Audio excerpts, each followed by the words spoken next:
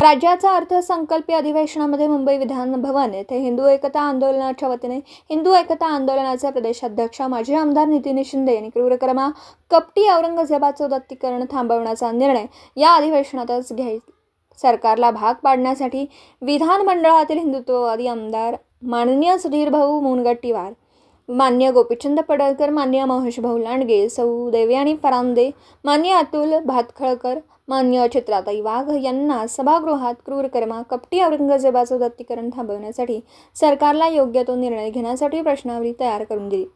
11 मार्च 2025 रोजी सांगली जिल्हाधिकारी कार्यालयावर हिंदू एकता आंदोलनाच्या वतीने क्रूरकर्मा कपटी औरंगजेबाचे उदात्तीकरण सरकारने ताबडतोब थांबवावं यासाठी संतप्त निदर्शनं केली होती.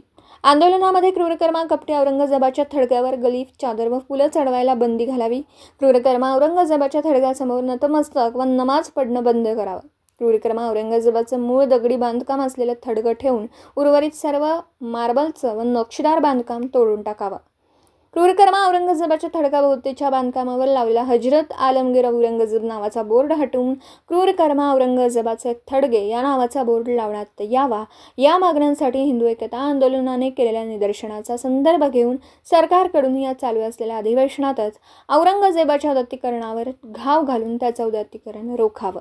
राज्यात काँग्रेसची सत्ता असताना प्रतापगडाच्या पायथ्याशी अफजल खान व सय्यद बंडांच्या थडग्यांवर अफजल खानाच्या भक्तांनी केलेले उदात्तीकरण म्हणजे दर्गा हजरत सय्यद मोहम्मद अफजल खान नावाचा बोर्ड, काचेच्या हंड्या, झुंबर, गलीफ या सर्व गोष्टी आमच्या आंदोलनामुळे सातारा जिल्हा प्रशासनाने सरकारला कळू न देता जप्त करून ताब्यात घेतल्या होत्या. बोर्ड हटवला होता. त्याचबरोबर त्या ठिकाणी भरणाऱ्या उर्सावर बंदी घालून ती जागा सील केली होती. आता तर राज्यात हिंदुत्ववादी सरकार आलं. राज्याचे मुख्यमंत्री हिंदुत्ववादी आहेत. त्यांच्याकडून संभाजीनगर जिल्हा प्रशासनाला वरील आपण केलेल्या मागण्या पूर्ण करण्याचे आदेश द्यावेत व क्रूरकर्मा औरंगजेबाचं उदात्तीकरण रोखावं अशा स्वरूपाचं निवेदन सर्व आमदारांना भेटून दिलं. त्यावर या सर्व आमदारांनी आम्ही हा विषय सभागृहात लावून धरतो असं सांगितलं. त्याप्रमाणे माजी मंत्री आमदार सुधीरभाऊ मुनगंटीवार आणि हिंदू एकता आंदोलनाने दिलेल्या मागण्यांचं स्टेटमेंट सर्व चॅनलला दिलेलं आहे. यावेळी शिराळचे आमदार मान्य सत्यजित देशमुख उपस्थित होते.